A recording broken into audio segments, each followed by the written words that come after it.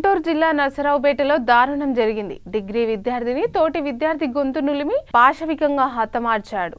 ముప్పల్ల మండలం గొల్లపాడు గ్రామానికి చెందిన అనుష నర్సరావుపేటలోని ఓ కళాశాలలో డిగ్రీ ద్వితీయ సంవత్సరం చదువుతుంది.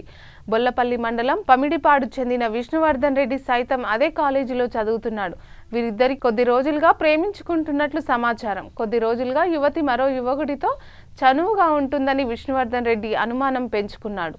బుధవారం అనుషను మాట్లాడుకుందాం అని పిలిచి ఆమెతో గొడవకు దిగాడు.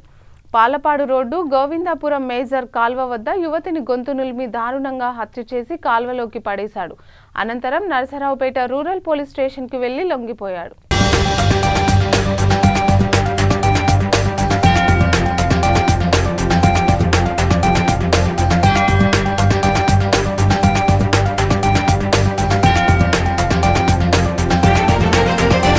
నర్సరావుపేటలో విద్యార్థిని హత్య ఘటనపై సీఎం జగన్ ఆరా తీశారు. సీఎంఓ అధికారులను అడిగి వివరాలు తెలుసుకున్నారు. ఘటన తనను తీవ్రంగా కలిసివేసిందని సీఎం జగన్ పేర్కొన్నారు. బాధిత కుటుంబానికి 10 లక్షల ఆర్థిక సాయం అందించాలని అధికారులను ఆదేశించారు.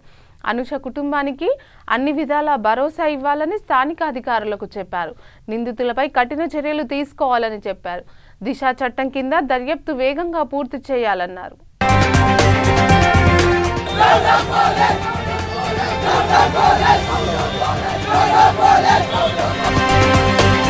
అనుష హత్య విషయం తెలియగానే తల్లిదండ్రులు కుమిలిపోయారు. ఆమెను కడతీర్చిన విధానం తెలుసుకొని ఆగ్రహంతో రగిలిపోయారు. నిందితుడు విష్ణువర్ధన్ రెడ్డిని ఎన్కౌంటర్ చేయాలని కోరుతూ పల్నాడు రోడ్డులో అనుష మృతదేహాన్ని ఉంచి 8 గంటల పాటు నిరసన తెలిపారు.